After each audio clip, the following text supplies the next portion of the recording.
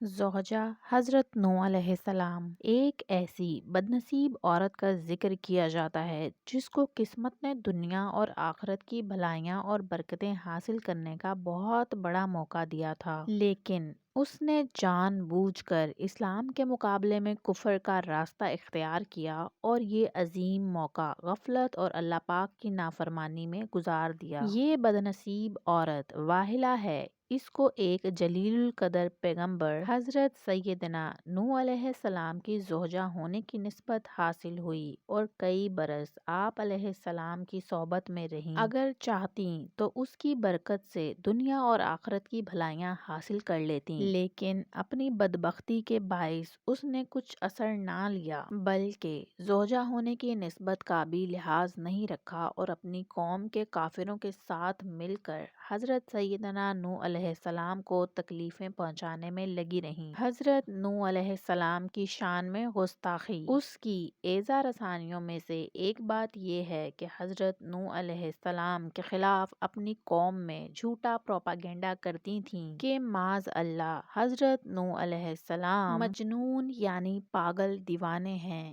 ایک دفعہ اس نے حضرت نوح علیہ السلام سے پوچھا، کیا آپ کا رب آپ کی مدد نہیں کرے گا؟ فرمایا، ہاں ضرور کرے گا۔ کہنے لگیں، تو کب کرے گا؟ جب تنور سے پانی ابلے گا، یہ میری مدد کی نشانی ہوگی۔ یہ بات سن کر وہ بدبخت عورت قوم کے پاس گئی اور معاذ اللہ مذاق اڑاتے ہوئے کہنے لگی، اے لوگو، اللہ کی قسم وہ یعنی حضرت نوح علیہ السلام مجنون ہیں۔ استغفر اللہ۔ ان کا خیال ہے کہ جب تنور سے پانی ابلے گا تب ان کا رب ان کی مدد کرے گا۔ واحلہ کی ہلاکت۔ پیارے پیارے اسلامی ناظرین، آپ نے ملاحظہ کیا کہ واحلہ بدنصیب عورت حضرت سیدنا نوح علیہ السلام کو ایذا پہنچاتی اور ان کی شان میں توہین کے الفاظ کہتی۔ اسے حضرت نوح علیہ السلام کی زوجہ ہونے کی نسبت حاصل تھی اور برسوں آپ علیہ السلام کی صحبت میں رہیں، مگر اس کی بدنصیبی دیکھیے کیسی عبرت کی بات ہے کہ ایمان نصیب نہیں ہوا،